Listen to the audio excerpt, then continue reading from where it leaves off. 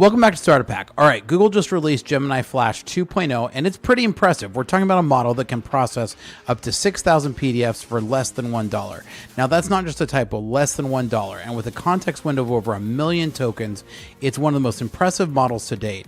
So I've been using it for some time. I ditched ChatGPT and went to Gemini, paid for the upgraded version, and we're diving in. So I'm going to show you a little bit more about using Gemini and Gemini Flash and some of the stuff that we've learned from it. So let's dive into it today.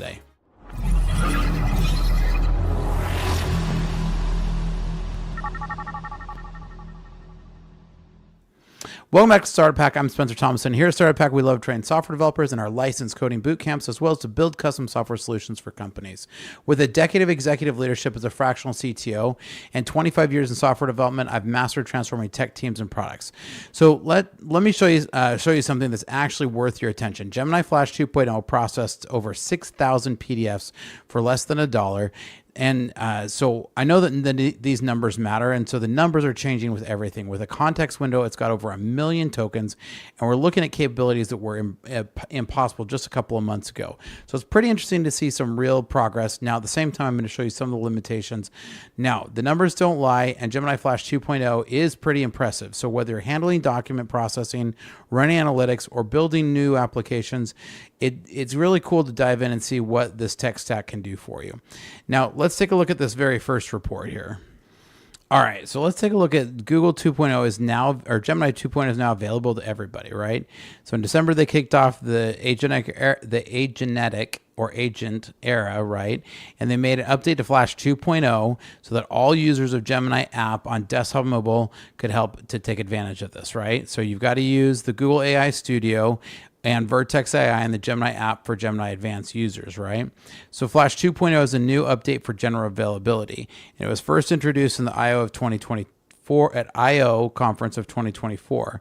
Now they're also announced the 2.0 Pro Experimental, and it's their best model to date yet for coding performance and complexity. Now, I kind of laugh at some of these numbers that they talk about here because they're talking about a 79%, and so far I'm not seeing anything anywhere near these kind of numbers. But they're saying 2.0 Flash Lite is their most cost-effective model for being able to run things, like 2.0 Flash. It has 1 million token context window and multi-model input. For example, it can generate a relevant one-line caption for around 40,000 unique photos, costing less than $1 in Google AI Studio's paid tier, right?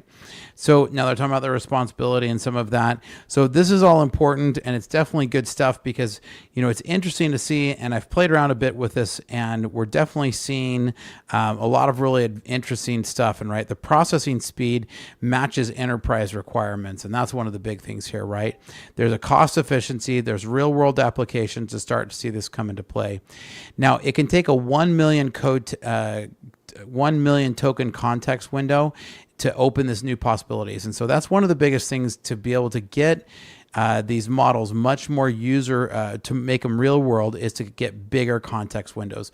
Eventually, when we're able to put the context window in of almost unlimited, that's when these will become reality, right? So humans have a massive context window, right? I can actually remember things that I've written 10 years ago. So my context window is so large you couldn't even really measure it. And that's why humans, and that's where AI is having a hard time to even compare to like human reasoning, right? It's because simply my context window is so large. I've taken 25 years of software development experience and boiled down to things that I can do now. Now, LLMs in their training are going to take a massive amount of data and more than a human can possibly take, but at the same time, it can't take the context window of like a large projects. And so it can't take in every commit, can't take in the history of that, and that's these large contexts, right? So memory handling shows significant improvements on these, and we're definitely seeing a lot better memory improvements. Let me pull up this article here for you really quick so we can show you some of these comparisons. So this is an article by this author here who's explaining that Google just annihilated DeepSeek and OpenAI with their new Flash 2.0 models. And it's showing some of the Flash 2.0 experimental models here and some of their benchmarks, which are really high and off the charts. But this is the part I wanted to point out, as he says, the hidden problem with DeepSeek R1. With DeepSeek R1 was initially released, this guy was too busy jumping for joy to notice its flaw. But as my rose-colored glasses lost their tint, and this is what's happening to everybody about DeepSeek right now, I began to notice quite a few of them. One of them is the fact that the model is a terribly low context window for a modern large language model, right? So DeepSeek R1 is a large mixture of experiment or MOE model. It incorporates an impressive 671 billion parameters, 10 times more than other popular open LLMs, supporting a large input context of 128,000 tokens, right? So this is that context window that we're talking about here, right? Where Google is taking on 1 million. And this just comes because Google has such a massive amount of processing that they can just throw at anything like this, right? So the model uses an extreme number of experiment layers. Each layer of R1 has 256 experts, which each token routing is 8 separate experts. That's where they get the 128, right? Now, 128 might have been good in the days of GPT-3, but for actual real-world use cases, it's simply not enough. So this is part of the reason why they're saying that in contrast, can beat it with 1 million token inputs. So that's where Google Gemini is really starting to really run circles around some of these other ones when it comes to some of these, because that context window is going to really matter. So when you're looking at some of these examples here, like the example that I commented to in the very beginning, right?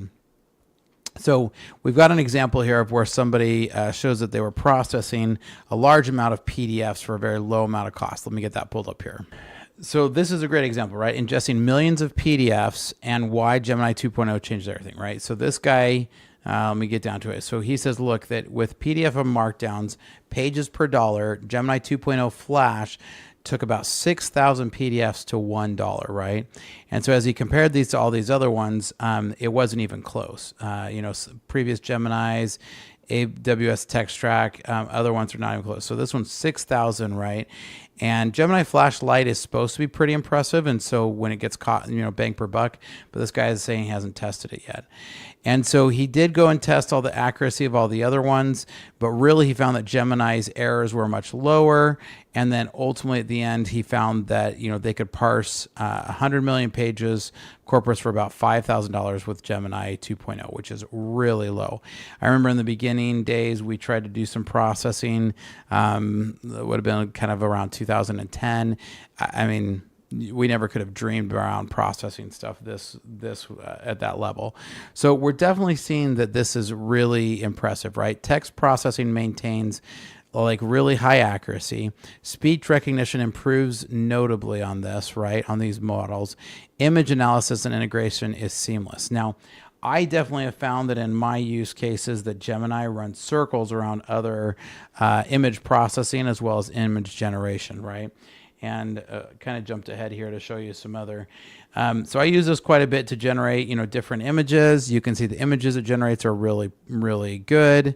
Can come up with a lot of different interesting ones.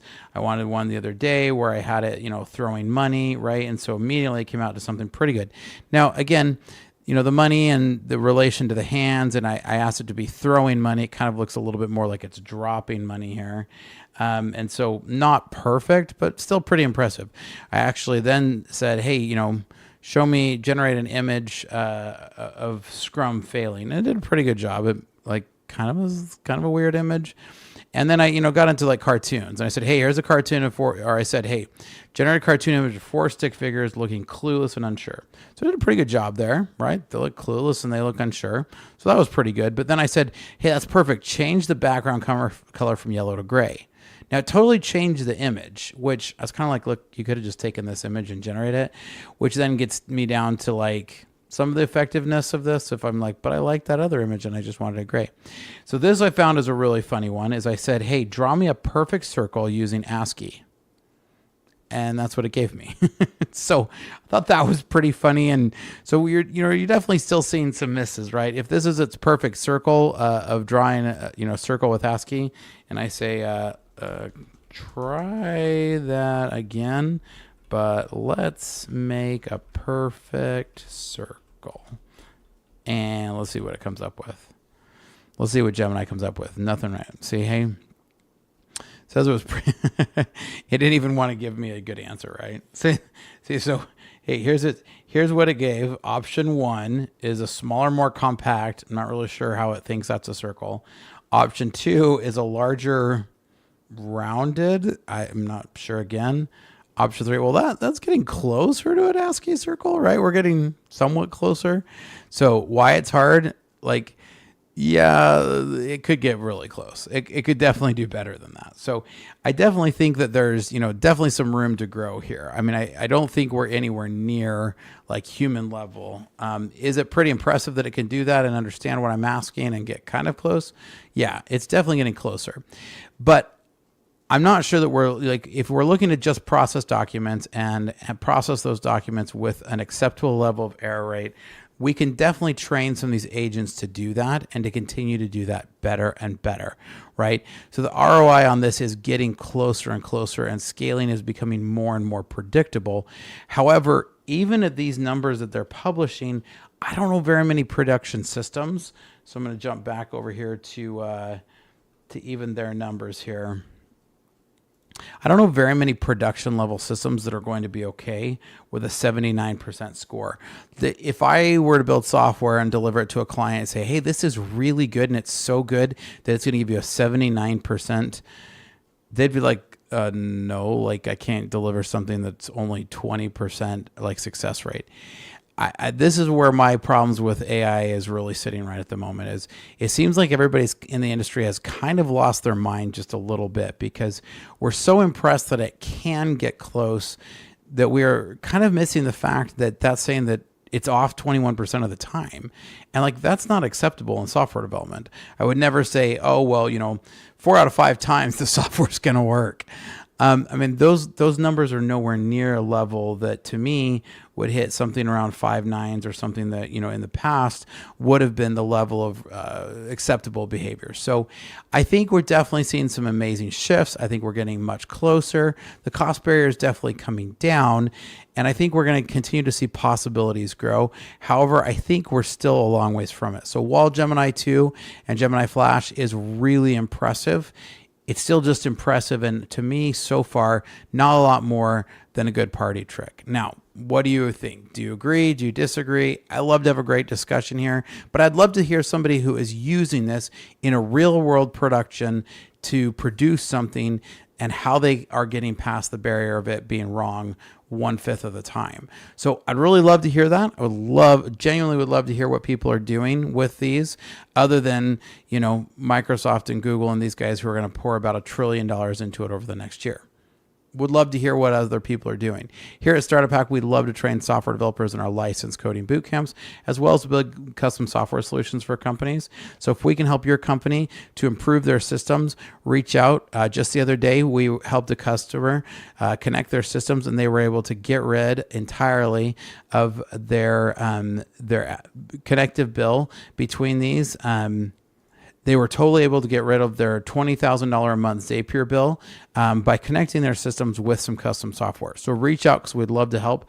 You can hit us up at startuphack.com/Spencer, and I've got some great information here for you about our coding bootcamp. Want to become a software developer but don't want to spend 4 years in college and rack up massive student loan debts? Think you need technical expertise to get started? Welcome to Startup Hack, a better way to start your software career without student loans and years without income. One-on-one tutoring is included, so you never get stuck and have guidance through the whole process. No technical experience is necessary. Learn at your own pace and in your own space. Startup Hack has worked with local state agencies in your area to make it so that qualifying students can get the program costs covered entirely, and students can start earning while they learn. Startup Hack's .NET Coding Bootcamp was a game changer for my career. As someone with no prior programming experience, I was initially intimidated by the idea of learning to code, but the instructors at Startup Hack broke down complex concepts into easy to understand lessons and provided hands-on projects that really cemented my understanding. The curriculum was comprehensive and up to date and got me ready for my first job. What really set Startup Hack apart was the focus on practical, real-world skills. Thanks to Startup Hack, I landed my dream job as a .NET developer within weeks of graduating. I went from knowing nothing about code to building professional-grade web applications in just a few intense months. If you're looking to break into .NET development or level up your coding skills, I cannot recommend Startup Hack enough. Complete our 3-month coding bootcamp, gain hands-on experience, and land a paid internship. With 2 years of experience, on average, our graduates are making over $80,000 per year. The 3-month program includes technologies from Microsoft, Google, and Facebook. No debt, just a quick path to earning. Check out startuphack.com to code your future and start today.